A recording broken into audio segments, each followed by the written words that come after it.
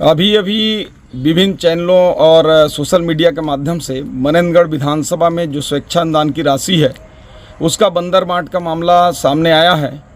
उसमें एक ही परिवार के 8 व्यक्तियों को 25-25 हज़ार रुपये का जो चेक दिया गया है, निश्चित रूप से एक ऐसा लगता है कि क्षेत्र में स्वेच्छादान की राशि का बंदर मार्ट किया गया है। उसके अलावा 4-6 ऐसे नाम हैं जो उसमें 1-2 ठेकेदार हैं, 1-2 ठेकेदार के भाई हैं।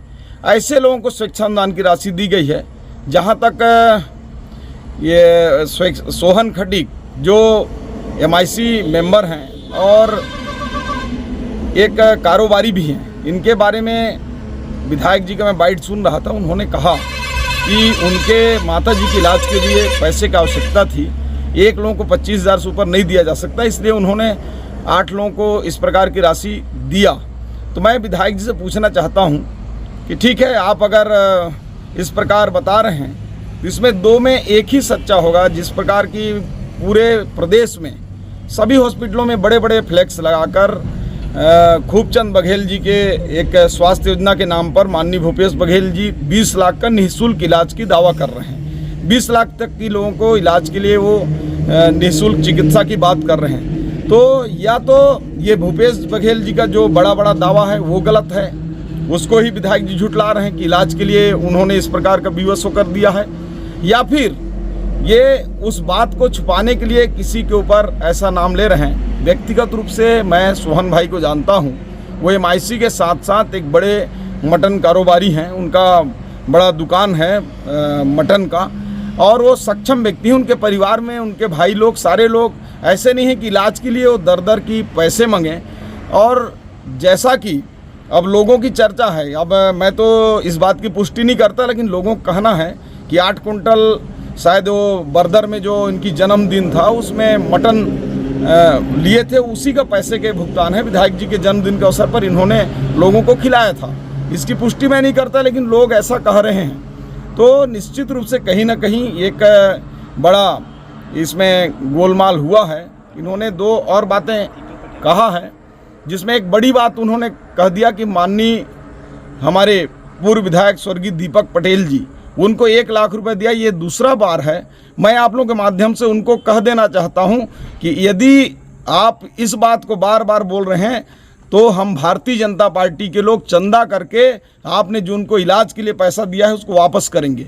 ये कोई आपने अपने पॉकेट से नहीं दिया, स्वेच्छादान की राशि से दिया, और स्वेच्छादान माननीय मुख्यमंत्री और अन्य लोगों के माध्यम से दिलाया। यदि बार बार आप बोलते हैं, और इसकी तुलना इस 2 लाख के पैसे से मत करिए, मटन का पैसा का उनके इलाज से मत करिए। और जहां तक मेरी बात, आपने कहा कि मैं जूता खरीदा, कपड़ा खरीदा, तो आपने अभी तक बात छुपाया क्यों? बोले कहना नहीं चाहता था, तो आज ऐसे कहने क्या बात आ गई? जब आपके ऊपर आएगा तो पूरे ब्लेम मेरे ऊपर आप डालते हैं। ये तो हद हो गई। विधायक जी, सब कोई जानता है मैं जूता खरीद सकता हूँ, कपड़ा खरीद सकता हूँ, पहन सकता हूँ। एक और आप तो बोलते हैं कि 100 एकड़ के ज़मीन का मालिक बन गए हैं, दूसरी बार आप बोलेंगे कपड़े और जूते के लिए स्वेच्छादान की राशि की आवश्यकता पड़ गई।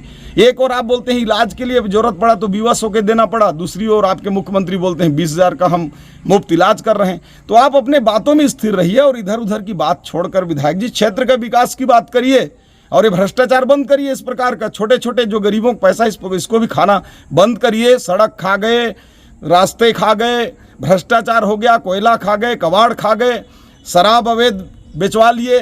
क्या काम बचा आखिरकार में क्षेत्र में? जो गरीबों के इलाज के लिए 10-5 हज़ार रुपये आता है उसको तो कम से कम बख्श दीजिए। अभी कुछ दिन पहले अभी तो यहाँ इलाज के लिए आपने बोल दिया, वो 50 मीडिया वालों को जो विज्ञापन का भुगतान आपने पिछले समय किया, कई पत्रकारों ने राशि वापस किया, आखिरकार में उसको आप क्या जवाब देंगे? तो ये पूरा ही पूरा आपका दाल ही काला है, दाल में काला नहीं है। छत्तीसगढ़ के जो लोग हैं उनके लिए नियम आया। प्रारंभ में जो अनुसूचित जनजाति क्षेत्र के लोग हैं, जो अनुसूचित जनजाति वर्ग के लोग हैं, आदिवासी समाज के लोग हैं, उनको वनाधिकार पत्र देने का प्रावधान था। लेकिन इसके बाद में ये बात आने लगा कि जो 2000 पहले से काबिज हैं और लंबे समय से इस छत्तीसगढ़ के भूभाग में रह रहे हैं, जिनकी कम से कम या तो 3 पढ़ी या 75 साल के निवासी हों, ऐसे प्रमाणिक दस्तावेज होने पर किसी भी व्यक्ति को छत्तीसगढ़ का किसी भी जाति वर्ग का हो वनाधिकार पत्र देने का प्रावधान है। और जिस प्रकार से उन्होंने आरोप लगाया है, मैं आप लोगों से पूछना चाहता हूं, क्या विधायक हो या सामान्य व्यक्ति हो, उसके किसी भी परिवार के व्यक्ति को यदि वो पूरी आहर्तता, पूरी नियम को पूरा करता है, तो क्या उसको जमीन लेने का अधिकार नहीं है? पहला चीज तो फॉरेस्ट की बात करते हैं। हमने, हमारे परिवार ने किसी भी फॉरेस्ट की जमीन पर अपना दावा या आवेदन नहीं किया है। वर्षों से कब्जा होने वाली जो राजस्व की जमीन है, उस पर आवेदन किया गया है। और निश्चित रूप से यदि वो गलत तरीके से पट्टा बना, तो मैं पूछना चाहता हूं कि हमने कोई रातों रात उसमें नाम तो जुड़वाए नहीं। उसकी एक प्रक्रिया होती है, शायद विधायक जी भी 4.5 साल में सीख नहीं पाए हैं। ग्राम पंचायत में आवेदन होता है, सरपंच सचिव उसकी परीक्षण करते हैं, ग्राम सभा में रखते हैं लोगों के पास, पटवारी अपना प्रतिवेदन देते हैं, उसको आगे ब्लॉक में भेजा जाता है, तहसीलदार परीक्षण करते हैं, एसडीएम करते हैं, फॉरेस्ट का रेंजर परीक्षण करते हैं, और ब्लॉक कमेटी में उसकी छानबीन कर उसको पास किया जाता है। इसी प्रकार प्रक्रिया में जिला समिति में जाता है, वहाँ जिला के जो वन मंडलाधिकारी हैं, कलेक्टर हैं, एसी ट्राइबल हैं, ऐसे वरिष्ठ अधिकारियों की समिति में एक उसकी छानबीन होती है। वो सही पाया जाता है तो पट्टा दिया जाता है। जहाँ तक मैं अपनी बात करूँ या परिवार की बात करूँ, यदि गलत तरीके से पट्टा कहीं पे दिया गया है तो सरकार इनकी है। अगर मेरे को गलत पट्टा मिल सकता है तो मुझे तो सकता है कि हजारों लोगों को, लाखों लोगों को इन्होंने गलत तरीके से पट्टा दिया होगा। इनका अधिकारी, कर्मचारी, प्रशासन कहाँ था?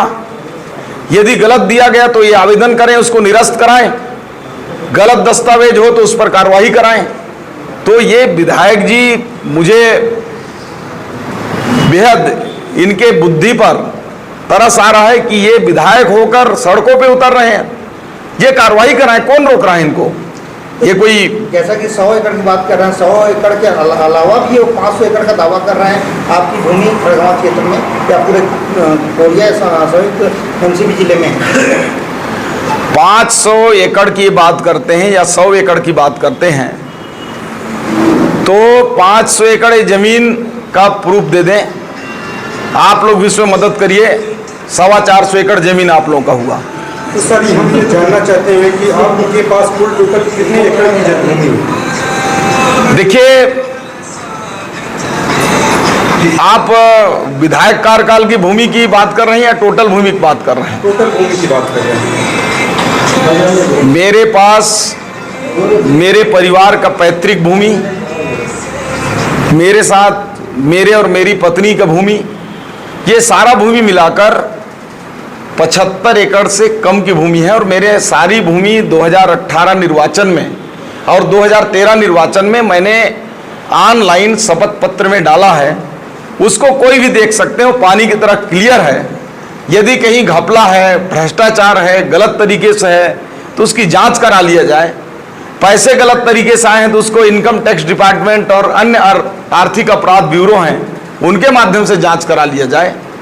ये कोई बात नहीं है। अगर मेरे पास 1000 जमीन एकड़ भी होगा तो इसमें विधायक जी का क्या है? कोई भी व्यक्ति ले सकता है, 1000 एकड़ ले ले, 500 एकड़ ले ले, इसमें कौन सी नया बात है? और जिस प्रकार की बात करते हैं विधायक जी का, तो 3 हॉस्पिटल है, 10 करोड़ का घर है। उन्होंने खुद बताया है हल्दीवाड़ी टैक्सी स्टैंड में कि मेरा 5 करोड़ का घर रायपुर में है। कहां से है विधायक जी के पास इतना? उसके सबूत है उनके पास। उन्होंने खुद अपने बाइट में बोला है, उसके बयान की कॉपी आप लोग पास भी होगी, हमारे पास भी है, कि 5 करोड़ का मकान है, 3 हॉस्पिटल है। कहां से लाए? एक साधारण सा आदमी। मैं इनके परिवार को मैं भी जानता हूं पहले से, लेकिन मैं व्यक्तिगत टिप्पणी नहीं करता। इनके पिताजी क्या करते थे, इनका भाई क्या करता है, माता श्री क्या करती हैं, पत्नी क्या करती हैं, सब जानता हूं मैं। लेकिन मेरी मर्यादाएं हैं। मैं ऐसा कोई काम नहीं करने वाला जिससे किसी महिला का, किसी के पत्नी का, किसी के बहन का, किसी के भाई का व्यक्तिगत गरिमा गिरे। 5 साल के कार्यकाल में, उस बीच में मैं अगर एक्यूरेट तो नहीं बताऊंगा, थोड़ा मोड़ा 19-20 हो सकता है, पर 15-20 नहीं होगा। 10 एकड़ के आसपास हमने जमीन लिया, तो 5.25 एकड़ जमीन हमने बेच भी दिया। और मैं 2002 से राइस मिल का ऑनर हूं। मेरी 2 राइस मिलें विधायक क्या, राजनीति में आने से पहले संचालित हैं। और मेरी पुराना इतिहास जैसा वो बताते हैं शायद उनको मालूम होगा, लेकिन वो जैसा बताते हैं वैसा मुझे नहीं मालूम है। हम लोग परिवार के रूप से किसान हैं। हमारे दादाजी किसान थे, पिताजी किसान थे, पूरा परिवार किसानी काम करता था। निश्चित रूप से हमारे पैतृक ज़मीनें भी हमारे पास भगवान की दया से हैं, और हम ऐसा कोई काम कभी नहीं किए हैं, ना करेंगे, जिससे मेरी या समाज की छवि इन कृत्यों से धूमिल हो। लेकिन चिंता मत करिए, आप सब लोगों को जल्द ही बड़े खुलासे इस क्षेत्र के लिए और होने वाले हैं। आज के लिए इतना ही।